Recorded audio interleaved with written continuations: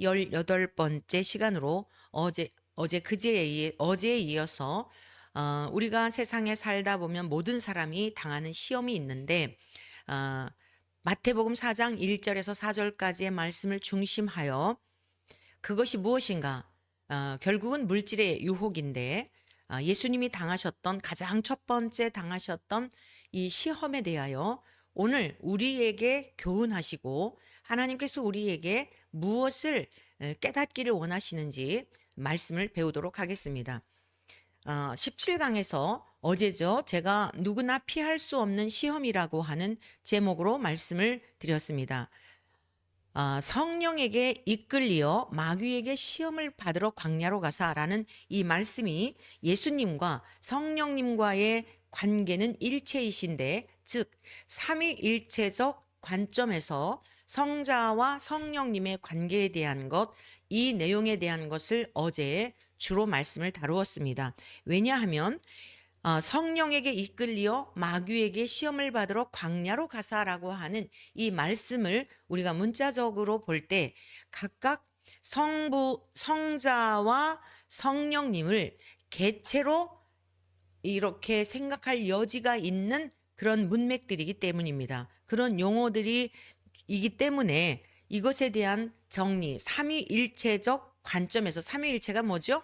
성부와 성자와 성령은 한 분이시라는 뜻이잖아요. 그런데 성령에게 이끌리어 그때 예수께서 성령에게 이끌려, 그러니까 앞에서 누가 인도하고 뒤에서 예수님이 따라가는 것과 같은 이러한 이 이미지가 그려지잖아요. 그래서 개체로 생각할 수 있는 그런 성도님들이 있을까 하여 이 부분에 대한 것들을 말씀을 드리면서 예수 그리스도와 성령 하나님은 온전한 일체이시다라고 하는 그런 온전한 연합의 관계이시다라고 하는 말씀을 17강에서 드렸던 것입니다.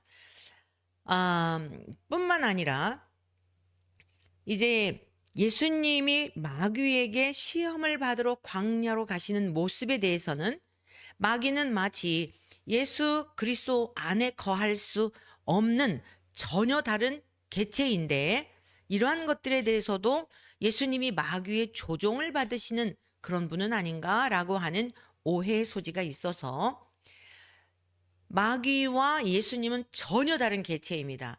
성령님과 예수님은 하나이십니다. 그래서 성령님은 예수님과 내조하시고 온전한 연합 속에 마치 우리가 주님이 내 안에 내가 주님 안에 거한다.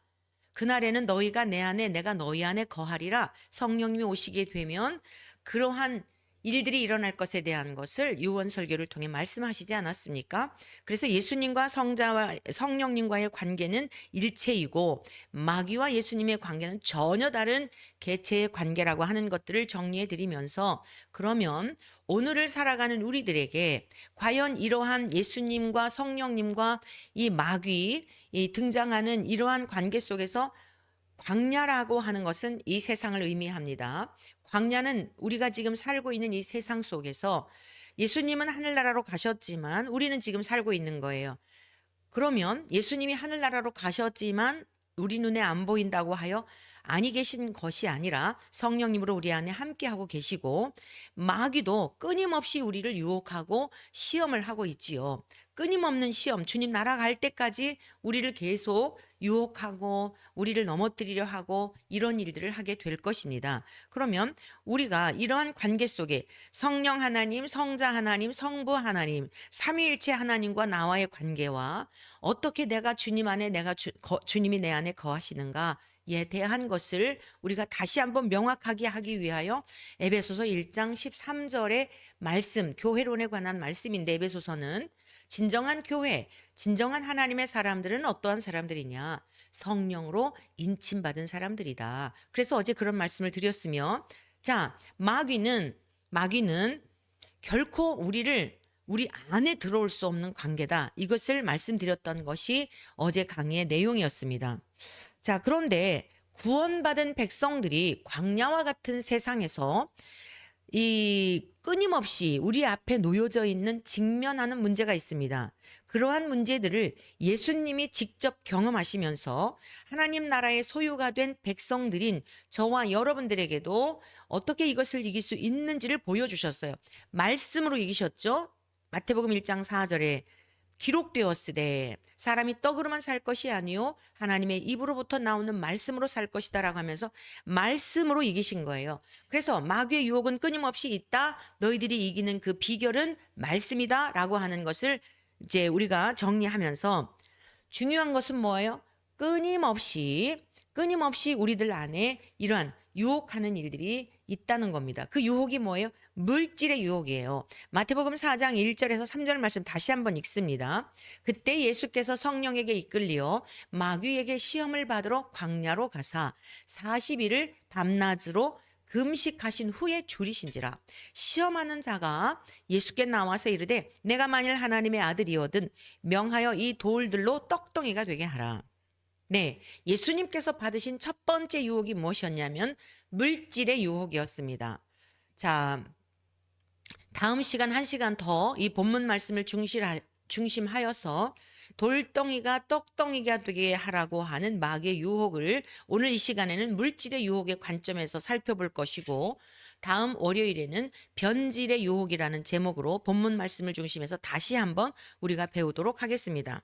이 시간에는 물질의 유혹에 관한 이러한 주님이 당하신 시험을 우리가 살펴보고, 또 우리들에게 있는 우리가 이 세상에서 끊임없이 말씀을 읽으면서도 혼란스러운 부분, 예를 들어서 구약의 말씀은 많은 물질의 복을 약속하셨는데 신약에서는 물질의 복에 관한 말씀을 하신 적이 없어요. 예수님이. 어떻게 우리가 이해를 해야 될까? 자, 그럼 예수님이 가르쳐 주신 가르침은 무엇이며 왜 예수님께서는 물질에 대한 복 이런 것들을 언급하시지 않고 오히려 물질에 대한 것들을 버리라고 말씀하시고, 또 구약에서는 하나님을 경외하는 자들에게 이 재물의 복이라든가 물질의 복들에 대한 건 많은 부분들을 말씀하셨는데, 그러면 그때는 또 아니 성부와 성자와 성령 삼위 하나님이 한 분이시라면서 왜 구약에서는 이렇게 말씀하시고 신약에서는 이렇게 말씀하셨을까? 여러분들의 그 혼란스러운 부분들에 대한 것을 말씀을 통하여 정리해 드리도록 하겠습니다. 자, 마귀는 40일 동안 주님께서 굶주리셨어요. 굶주렸을 때에 육신을 입고 계신 주님은 굉장히 물질적, 그러니까 육체는 물질을 먹어야 되잖아요. 음식을 먹어야 되지 않습니까? 가장 기본적인 이 식욕에 대한 거, 이것은 이 육체를 입고 있는 살아있는 존재라고 하는 것은 다 느끼는 겁니다. 자, 그러한 지경에 있을 때에 마귀가 뭐라고 유혹을 해요? 내가 만일 하나님의 아들이거든, 진짜 하나님의 아들이냐? 네가 만일 하나님의 아들이거든 모든 일 할 수 있잖아. 그러니까 명령해봐. 네 입으로 말해봐. 이 돌들로 떡덩이가 그렇게 되게 해서 줄인 배를 채워봐 라고 하는 유혹을 한 거죠. 그러면 예수님이 지금 광야에서 줄이신 이유가 무엇 때문입니까? 하늘로부터 보내심을 받은 이유, 즉 요한복음 6장 38절에서 40절까지 밝히고 있는 말씀과 같이 내가 하늘로부터 온 것은 아버지 내 뜻을 행하려 함이 아니요 아버지의 뜻을 행하려 함이니, 아버지의 뜻은 아들을 보고, 즉 예수 그리스도를 보고 믿는 자에게 영생을 주는 것과 마지막 날에 다시 살리는 이것 때문에 오셨다고 말씀하고 있어요. 영생과 부활을 주시려고 오신 거거든요. 그런데 이러한 사역을 앞에 두고 결국에는 십자가에서 이제 돌아가심으로 하나님의 그 뜻을 완수하시는 거예요. 우리의 죄 때문에 죽음의 대가 지불을 하셔야만 우리가 구원 얻는 길이, 죄를 용서받는 길이 열려지기 때문입니다. 그런데 이러한 엄청난 사역을 앞두시고 이 땅에 오신 목적을 앞두시고 가장 먼저 하신 것이 무엇이었냐면 광야로 가셔서 오직 하나님께만 집중하여 기도하시는 일이었어요. 예수님은 기도하실 이유도 없어요. 넘어질 일도 없고 시험을 받는다 하더라도 넉넉히 이기시게 되고 하나님의 뜻이 무엇인지를 다 알고 계시고, 그래서 우리 예수님은 기도하실 이유가 없습니다. 그럼에도 불구하고 우리 주님은 말구육간의 아기 예수님으로 탄생하실 때부터, 아니 여인의 몸에 하나님과 동일하신 우리 성자 하나님이 여인의 몸에 10달 동안 그 힘없는 작은 생명체의 모습으로 잉태하실 때부터 온유함, 겸손함 그 자체이셨던 겁니다.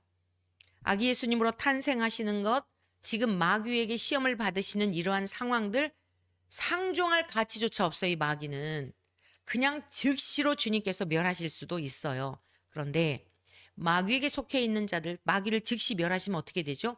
마귀에게 속해 있는 자들, 구원받아야 할 그 백성들도 구원받지 못하고 다 심판에 이르러 버리기 때문에 예수님이 오신 목적, 하나님이 보내신 뜻을 이룰 수가 없잖아요. 그러니까 상종조차 할 수 없는 무가치한 마귀에게 시험을 받으시면서도 육체를 입고 오신 인간으로서 그러한 시험들을 넉넉히 이기셨는데 기도하셨다는 사실입니다. 여러분, 우리가 걸려 넘어지는 이유가 뭐냐면 기도가 없기 때문이에요. 기도하지 않기 때문입니다.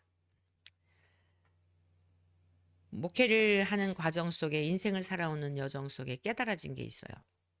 무엇을 깨달았냐면 문제가 있잖아요. 살다 보면 많은 문제들을 만나죠. 그래서 이제 문제를 만날 때 이렇게 두루 살펴요. 누구한테 내가 이 이야기를 하면 나를 이해해 줄까? 나를 공감해 줄까? 내가 위로를 받을 수 있을까? 또는 내가 정말 어떤 화가 나는 사건이, 상황들이 있는데 내가 누구에게 이야기를 했을 때 이러한 마음이 풀릴까? 이제 이런 생각들을 한다고요. 여러분들 아무한테나 전화 안 하잖아요.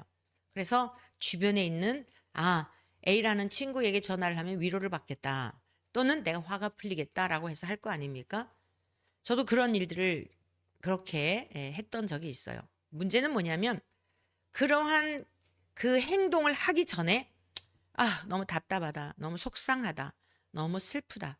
주님께 가서 기도해야 되겠다. 이 마음이 사실 먼저 들거든요. 근데 그 마음을 제껴두고 내 생각, 누구에겐가 당장 음성이라도 들을 수 있는 그 대상을 향하여 전화로 한참을 수다를 떨고 나잖아요. 수다. 내가 하고 싶었던 이야기들을 막 이렇게 쏟아붓고 나잖아요. 1차적으로 진이 빠져요. 기운이 없어요.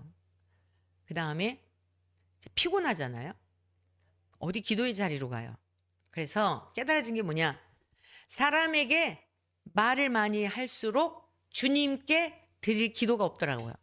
그래서 어떤 문제가 있을 때마다 사람에게 이야기하는 것보다는 주님께 나가서 억울함을 토로하기도 하고 슬픔을 토로하기도 하고, 그리고 나면 반드시 주님은 소리를 지르며 기도하고 그리하지 않았어도 성전에 앉아서 그냥 하염없이 울기만 했어도 주님께서는 잠잠히 바라보시며 평강으로 위로해 주시고 안내해 주시는, 앞으로 해야 할 일들에 대한 것을 또 깨닫게 하시고 이런 상황들을 어떻게 대처해야 될지를 이렇게 알게 하시는 이런 일들을 많이 경험했어요. 여러분, 오늘 이 시대를, 현대를 살아가는 우리들은 너무나 분주합니다. 네, 항상 주님과의 교제를, 그 닷줄을 놓으면 이건 정말 큰일 나요.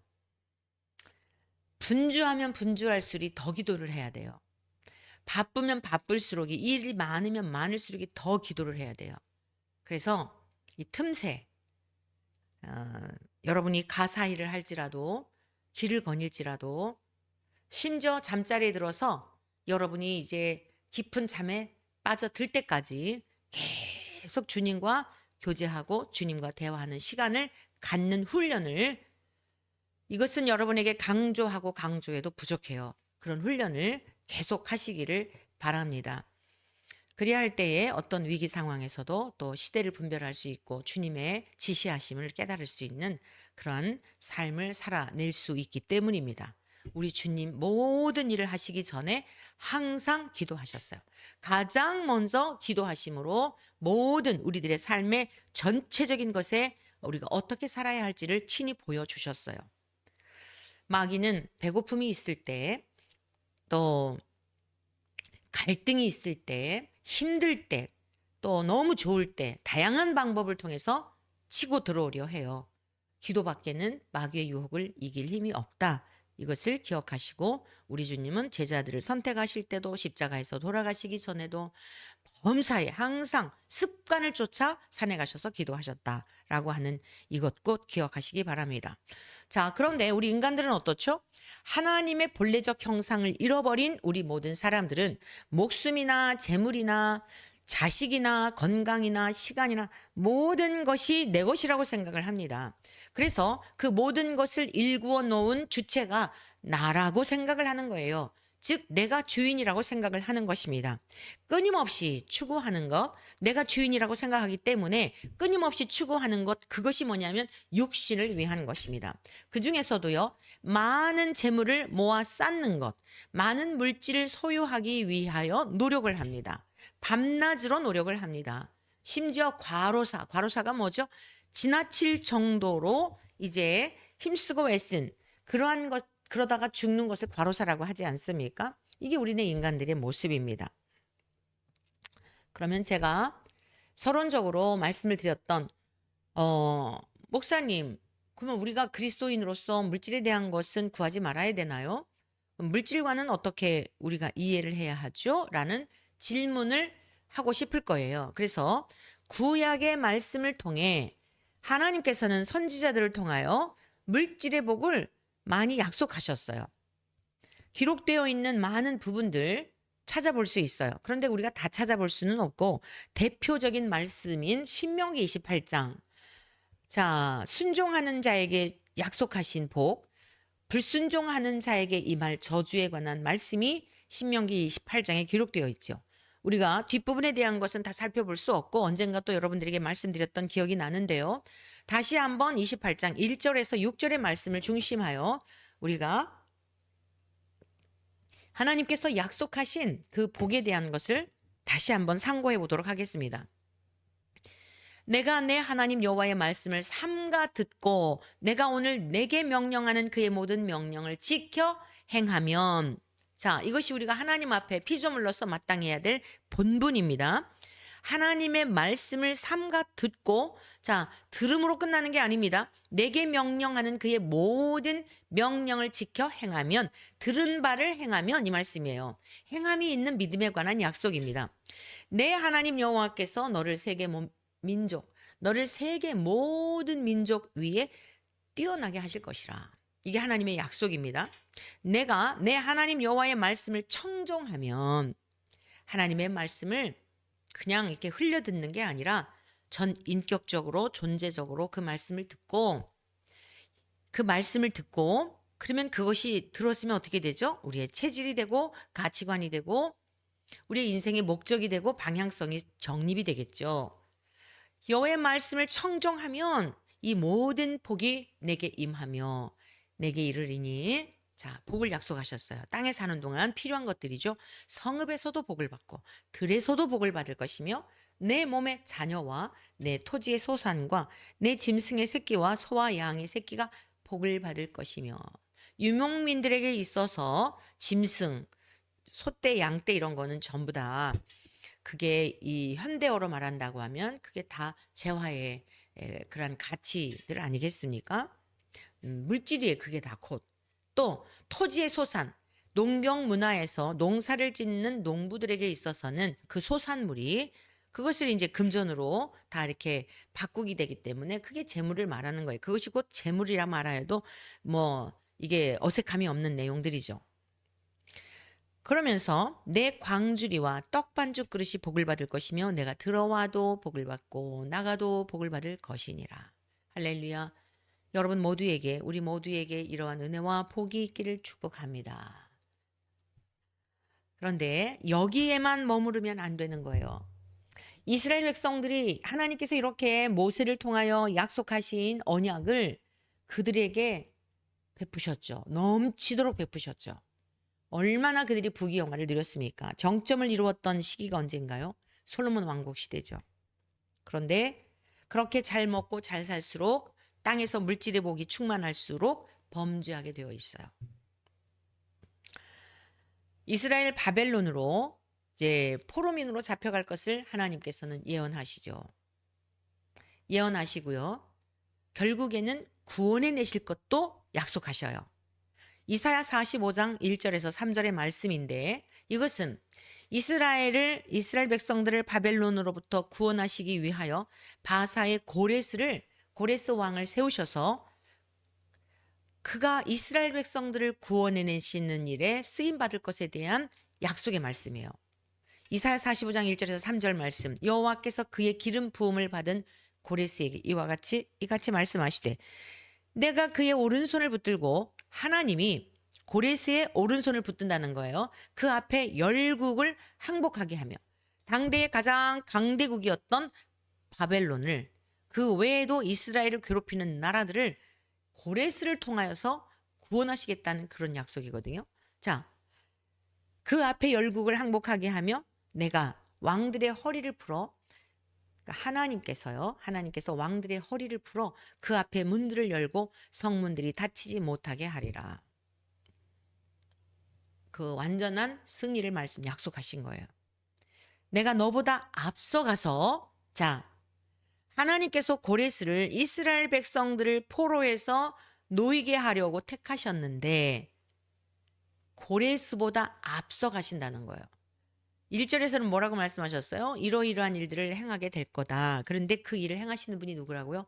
나야, 그 뜻이에요. 내가 너보다 앞서가서 험한 곳을 평탄하게 하며 논문, 도저히 열릴 것 같지 않았던 것을 이렇게 상징적으로 표현한 거예요. 굳게 닫혀서 어떠한 방법으로 군사력으로도 뚫고 들어갈 수 없는 그러한 것을 어떻게 해요? 쳐서 부수어 쇠빗장을 꺾고, 제가 어렸을 때에 시골에서 이렇게 대문을 이제 울타리를 하고 대문을 하잖아요. 그러면은 그 밖에서 이렇게 잠글 수 있는, 또 안에서도 잠글 수 있는 그 문빗장을 해 놓잖아요. 그리고 그 큰 열쇠를 그렇게 하기도 하고, 그다음에 이제 곡간 있죠. 곡식을 창고처럼 이렇게 해 놓은 데가 있는데 그 곡간에도 문빗장을 채워 놓잖아요. 논문에다가 쇠빗장을 채워 놨으니까 이건 어떤 군사력으로도, 아무리 많은 군사들이 쳐들어간다 하더라도 이거는 쳐 부술 수 없는 견고한 진과 같은 상태를 논문을 쳐서 부수고라고 이렇게 말씀하고 있는 거예요. 쇠빗장을 꺾고, 사람으로서는, 인력으로서는 군사력이나 정치력이나 많은 재물을 쏟아 부어도 이스라엘 백성들을 바벨론에서 구출할 수 없지만 하나님께서 고레스와 함께 하시고 고레스보다 오히려 먼저 가셔서 너에게 흑암 중에 보화와 은밀한 곳에 숨은 재물을 주어 내 이름을 부르는 자가 나 여호와 이스라엘의 하나님인 줄을 내가 알게 하리라. 그런데 뒷부분에 이제 쭉 읽어보면 알 수 있겠지만 이것은 고레스라는 사람의 영광을 위한 게 아니에요. 고레스라는 사람의 영예를 위한 것도 아니고 그의 어떤 힘을 자랑하게 하려는 게 아니에요. 그를 쓰신 거예요. 그를 쓰시는데 하나님이 먼저 앞서가셔서 하신다는 겁니다. 누구를 위해서요? 이스라엘 백성들을 위해서. 이 외에도 구약에는 논문을 쳐서 부수며 흑암 중에 보화를 주어서 너를 지명하여 부른 자가 나 여호와인 줄을 알게 하리라. 이러한 말씀 외에도 구약의 잠언이라든가 여러분 막 신명기에 그런 말씀들이 많이 나와요. 너희가 가나안 땅에 들어가서 네가 짓지 아니한 집에 살게 되고, 그 포도나무를 심었는데 어떤 이들은 심어만 놓고 결실을 보지 못하고 너희들이 그것을 따먹게 되고, 막 이런 정말 하나님의 그 편애하는 하나님의 사랑, 그러한 사랑들을 볼 수 있는 내용들이 굉장히 많다는 것입니다. 아브라함을 택하신 하나님이 그들을 가나안 땅에 들이신 후에 하나님이 그들과 함께 나타내시는 방법, 아브라함을 부르시잖아요. 믿음의 조상, 재물의 복이었어요. 왜 그랬을까요?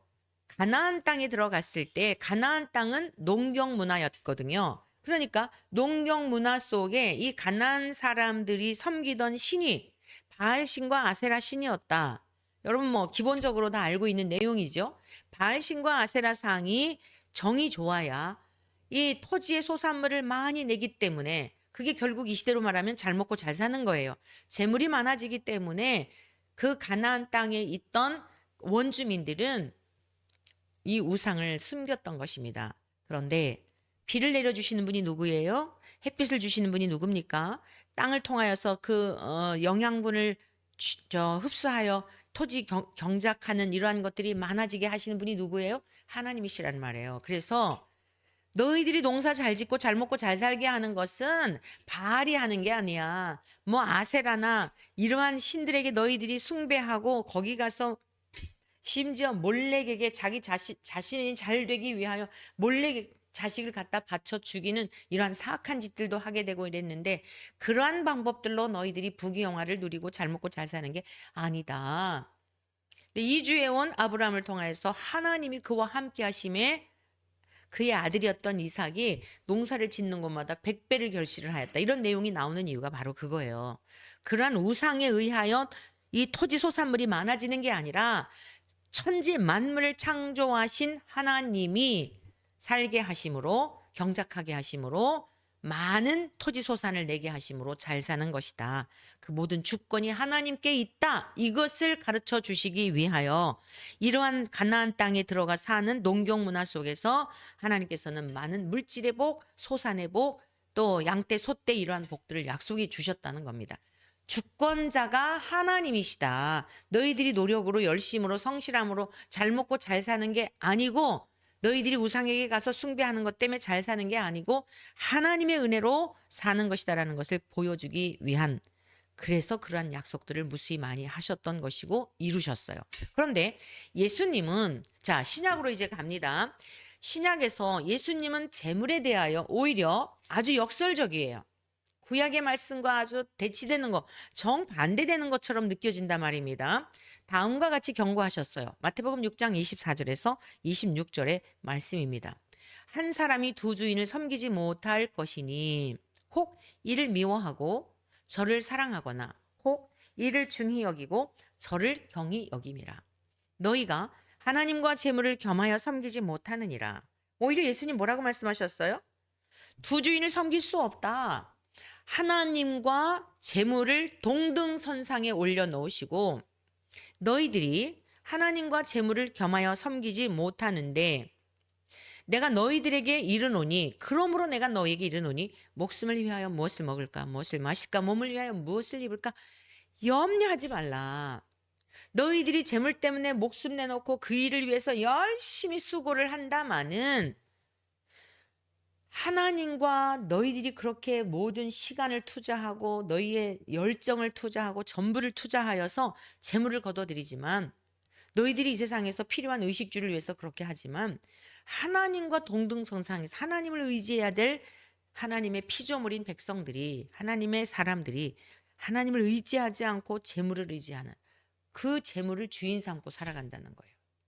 자, 구약에서 하나님이 이런 물질의 복을 약속하신 게 뭐라고요? 모든 천지 만물의 주권자가 하나님이시다. 이걸 가르치기 위한 것이었다 말입니다. 지금 신약에 와서는 뭐라고요? 두 주인을 못 섬겨. 같은 맥락입니다. 신약에는 물질의 복을 약속하시지 않았지만 너희들이 구약의 말씀들을 통해 보지 않았느냐? 주님이 이걸 다시 여기다가 또 언급하실 수가 없어요. 주어진 기간은 3년이신데 우리를 구원하시기 위해 오신 예수님께서 구약에 이미 다 기록되어 있는 그 말씀을 가지고 또 다시 그 똑같은 말씀 물질에 막 주시겠다 이러겠다. 그게 아니란 말이에요. 왜 하나님이 구약에 그렇게 많은 물질의 복을 약속하셨을까? 너희들의 생명을 위한 것이야. 근데 너희들이 오히려 많은 음식을 먹고 잘 살아도 죽잖아. 그래서 누가복음 16장에서 나사로와 부자의 비유 여러분들에게 말씀드렸었죠. 자, 잘 먹고 잘 살았는데 어떠냐? 죽고 나니까 완전 딴 길로 갔잖아. 그러면 그 부자는 누구를 주인 삼고 산 거야? 재물을 주인 삼고 살았던 거야. 그랬더니 그 재물이 천국으로 인도해? 아니야. 그래서 주님은 하나님과 재물을 겸하여 섬길 수 없다. 그러므로 우리가 해야 할 일이 뭐냐? 목숨을 위하여 무엇을 먹어야 되나? 무엇을 마셔야 되나? 몸을 위해 무엇을 입을까? 이러한 것 때문에 염려하지 말라는 겁니다. 목숨이 음식보다 중하지 아니하며 몸이 의복보다 중하지 아니하냐?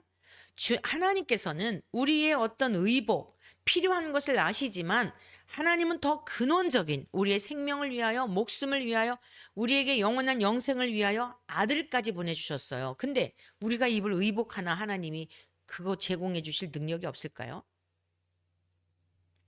26절 공중의 새를 보라. 심지도 않고 거두지도 않고 창고에 모아들이지도 아니하되 너희 하늘 아버지께서 기르시나니 너희는 이것들보다 귀하지 아니하냐? 사랑하는 성도 여러분, 정말 우리가 믿음 그러는데요. 재물에 대한 것 때문에 대부분 믿음이 약해져요. 저도 마찬가지고 예외는 아니에요. 우리가 바라는 바는 뭐죠? 자, 엊그제 이제 우리 그 간바연 입법의회가 있어서 그곳에 가서 이제 말씀들을 낮에 일들을 끝나고 저녁에 같이 식사도 하고 담소 나눈 시간들이 있었는데 정말 큰 교회 그 섬기시는 목사님이 그런 말씀하시는 거예요. 좀 하나님은 좀 넉넉하게 주셔가지고 걱정하지 않고 좀 목회도 하고 그렇게 살면 좋게 하실 텐데 하여간 간당간당 필요한 만큼만 주신다는 거예요. 큰 교회도 그러하고 작은 교회도 그러하고 여러분 우리들의 삶도 그렇게 하나님만 바라보며 살기를 원하신 거예요. 하나님만 바라보며 살기를 원하시는 거예요. 주님께서는 그러니까 하나님께서는 우리 주님을 예수님을 이 땅에 보내주시면서까지 우리의 목숨을 사랑하셨거든요. 근데 우리는 의복 철 지나면 또 실증 나는 철 지나는 게 아니죠. 몇 번 입으면 실증 나는 그 의복 이것 때문에 날마다 목말라 해요. 우리의 자녀들 키우면서 경험하셨죠. 어린 아이들일수록 의복 걱정하나요? 봄, 여름, 가을, 겨울 철 따라서 아이들이 이불 걱정하나요? 어릴수록 아무 걱정이 없어요. 아주 어릴수록 오직 어린 아기가 바라는 바는 엄마밖에 바라는 바 없어요. 너희가 어린아이와 같지 않냐면 결단코 천국에 들어가지 못하래. 이게 무슨 말씀이죠? 절대 의존적 마음을 가지라는 거예요. 누구를 향해서요? 사람을 향해서요? 아니, 하나님을 향해서 엄마가 도와주지 않으면 나는 굶어 죽어. 여러분 갓 태어난 신생아 엄마가 도와주지 않으면 굶어 죽습니다. 우리에게 그런 것을 염려하지 말라는 게 하나님을 절대적으로 의존해라. 구약에 그렇게 많은 물질의 복을 받았던 솔로몬을 보아라. 어느 길을 갔느냐.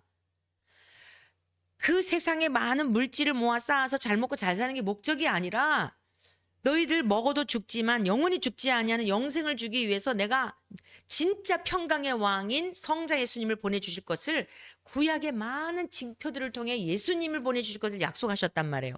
그리고 하늘과 땅과 모든 것의 주인이신 하나님의 아들 성자 예수님이 이 땅에 오셨는데 아니 이 세상에 궁궐에 사는 거와 비교할 수 없고 천하를 다 판다 할지라도 이게 그 계산이 안 되는 그 하나님 나라의 주인이신 상속자이신 주님이 오셔서 우리를 사랑해 주셨는데 너희들은 맨날 헤어지는 그 옷 또 먹으면 다른 거 먹고 싶어 늘 그 욕망 속에 살아가는 너희들이 그것을 위해서 너희 인생을 다 바치는 게 말이 되냐 말씀입니다. 마태복음 19장 21절에서 24절입니다. 예수께서 이르시되 내가 온전하고자 할진대 가서 내 소유를 팔아 가난한 자들에게 주라. 그리하면 하늘에서 보화가 내게 있으리라. 그리고 와서 나를 따르라 하시니 그 청년이 재물이 많음으로 이 말씀을 듣고 근심하며 가니라. 예수께서 제자들에게 이르시되 내가 진실로 너희에게 이르노니 부자는 천국에 들어가기가 어려우니라. 다시 너희에게 말하노니 낙타가 바늘귀로 들어가는 것이 부자가 하나님의 나라에 들어가는 것보다 쉬우니라 하시니. 부자 청년이 어떻게 하면 영생을 얻을까 하고 주님께 나왔어요. 그래서 성경이 뭐라고 기록되었느냐 그랬더니 율법을 지키라 그랬죠. 근데 제가 그거 다 지켰습니다 그러는 거예요. 예수님이 말씀하시길 아니 너 한 가지 부족한 게 있어. 너 재물이 많구나. 청년이 어떻게 재물이 많을 수 있죠? 많은 유산을 상속받았을 가능성이 많죠. 노력하지 않은 거예요. 자기 것도 아니에요. 그냥 조상들이 수고한 것 그냥 거저 주어진 거예요. 그런데도 불구하고 내 거라고 생각을 하면서 주님께서 지금 테스트 하시는 거거든요. 걸려 넘어지게 하려는 테스트가 아닙니다. 이 시험은 뛰어넘어야 하는 거예요. 예수님께서 물질의 시험을 이기셨던 것처럼 이 재물이 많은 청년이 재물이 많은 이렇게 수식 22절에 수식하는 게 뭐예요? 그 청년이 재물이 많으므로 청년은 재물을 많을 수가 없어요. 자기의 노력을 통해서는 절대 많을 수가 없습니다. 노력하지 않은 거예요. 노력한 것도 아니고 수고한 것도 아니고 거저 받은 거예요. 거저 받았으니 거저 주는 건 당연한 거 아니에요? 그리고 지금 이 청년에게 있어 궁금한 게 무엇이었어요? 지금 뭔가가 영생을 얻고 싶고, 그러고 싶은 거였단 말이에요. 그런데 가만히 생각하니 너무 아까운 거예요. 지 것도 아닌데, 거저 받은 건데, 이 말씀을 듣고 가만히 생각하니 근심이 생기니까, 이건 이럴 수 없다. 그리고 돌아간 겁니다. 여러분, 세상에 소망을 두는 사람은 이 물질의 유혹에서 절대 이길 수가 없어요. 근데 우리 신앙인들이 반드시 통과해야 될 게, 모든 사람이 받는 이 시험은 반드시 통과를 해야 되는데, 정말 우리 구원, 이 17강, 어제 때 제가 말씀드린 17강에 말씀드린, 그래서 제가 다시 한번 이 구원이라고 하는 거, 거듭남이라는 게 얼마나 중요한지에 대한 것을 말씀드렸던 것입니다. 여러분, 우리가 저 영원한 하나님 나라, 거듭난 사람은 성령으로 말미암아 그 나라가 보는 것처럼 믿어지게 하시거든요. 이 세상에 소망을 둘 수가 없어요. 그게 명확할 수밖에 없는 거예요. 세월이 지나갈수록 기대가 되는 거예요. 나이가 들어갈수록 정말 그 나라가 가까이 다가올 걸 생각하니까 설레이는 거예요. 할머니가 되고 할아버지가 되면 사람들이 막 두려워하고 염려하고 근심하잖아요. 죽음을 두려워하잖아요. 진짜 거듭난 사람은 그렇지 않다니까요. 그 영원한 나라를 소망하면서 인생을 전부 다 바쳤는데, 그날이 가까울수록 정말 가슴 뛰는 일이지. 사랑하는 신랑과 신부가 결혼식 날짜 잡아놓고 막 도망가려고 하면 그거 정상적인 신랑 신부입니까? 문제가 있는 거지.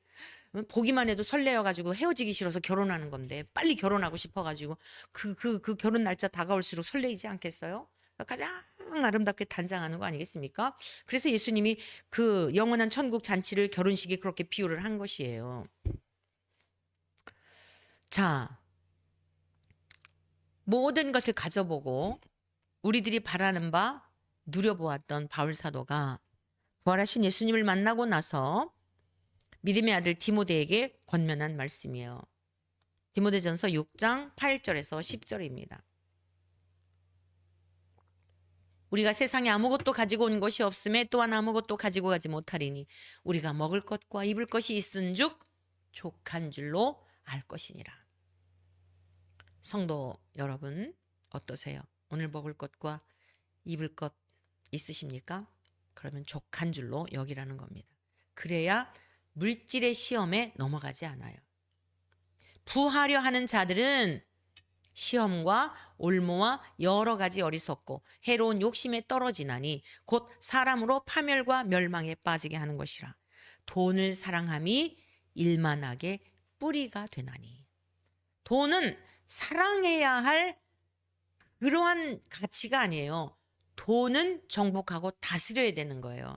사용하기 위해서, 다스리기 위해서 어떻게 해요? 선한 일을 위하여. 그래서 이 재물이 필요한 것이지 사랑하라고 주신 것이 아니에요. 이것을 탐내는 자, 사랑하다 보면 탐내게 돼 있어요. 미혹을 받아 믿음에서 떠나. 여러분, 믿음에서 떠나면 끝나는 겁니다. 부자로 살았어도 영생을 못 얻는단 말이에요. 많은 근심으로써 자기를 찔렀도다. 영원한 고통과 형벌에 이르게 되는 것입니다. 말씀을 맺겠습니다. 세상에 목숨보다 더 중요한 것은 없습니다. 물질도 목숨을 위한 것임을 잊어서는 안 됩니다. 예수님이 말씀하셨습니다. 예수님을 따르려면 제자가 되는 길에 대한 말씀이죠. 마가복음 8장 34절에서 38절까지의 38절, 37절까지의 말씀입니다. 무리와 제자들을 불러 이르시되 누구든지 나를 따라오려거든 자기를 부인하고 자기 십자가를 지고 나를 따를 것이니라. 여러분이 부인해야 될, 저와 여러분이 부인해야 될 게 있어요. 돈을 사랑하는 마음도 사실 다 있어요. 돈이 좋단 말이에요. 편하죠. 내가 얻고 싶은 거 얻을 수 있죠. 뭐 보통 유익된 게 아니잖아요. 그 인정하고 우리의 연약함을 고백하고 또 우리에게 주어진 십자가, 멍에가 있어요. 그것을 지고 따라오라는 거예요. 날마다 그 연약함을 고백해야 돼요. 아직도 물질이 처리되지 못한 연약함을 주님 앞에 고백하며 주님을 끝까지 따라가야 합니다. 말씀을 붙들고 따라가는 거예요. 주님이 말씀을 이긴 것처럼. 35절, 누구든지 자기 목숨을 구원하고자 하면 잃을 것이요 누구든지 나와 복음을 위하여 자기 목숨을 잃으면 구원하리라. 주님이 가신 길을 따르고 주님이 명하신 대로 순종하며 사는 것은 쉬운 길이 아니에요. 그러나 죽으면 죽으리라. 결단하고 주님을 따르면 오히려 구원을 받게 되는 거죠. 36절 사람이 만일 온 천하를 얻고도 자기 목숨을 잃으면 무엇이 유익하리요? 사람이 무엇을 주고 자기 목숨과 바꾸겠느냐? 여러분 안에 제 속에 있는 그러한 것들을 부인해야 합니다. 무엇일까요? 여전히 말로는 주님이라고 하면서도 돈이 주인지는 아는지요? 내가 주인인 것은 아닌지요? 세상을 사랑하고 물질을 사랑하는 것은 우상 숭배입니다. 생명을 얻을 수 없습니다. 예수님이 이 땅에 오신 목적은 잘 먹고 잘 살게 하신 게 아니라 전부의 소유권자예요. 다 주셨어요. 너희들 이 땅에서 필요한 만큼 넉넉히 내가 다 채워줘. 그거 구하지 않아도. 이스라엘 백성들 보지 않았니? 그래서 그런 말씀을 언급하시지 않은 거예요. 저 영원한 생명의 길로 더 중요한 것이 무엇인가를 말씀하신 거예요. 그리고 마귀에게 유혹을 받으실 때 친히 이기신 거예요. 너희들도 이길 수 있다. 너희들의 힘으로 이길 수 없다. 기록되었을 때 말씀으로 이긴다. 말씀을 붙들고 나를 따라오거라.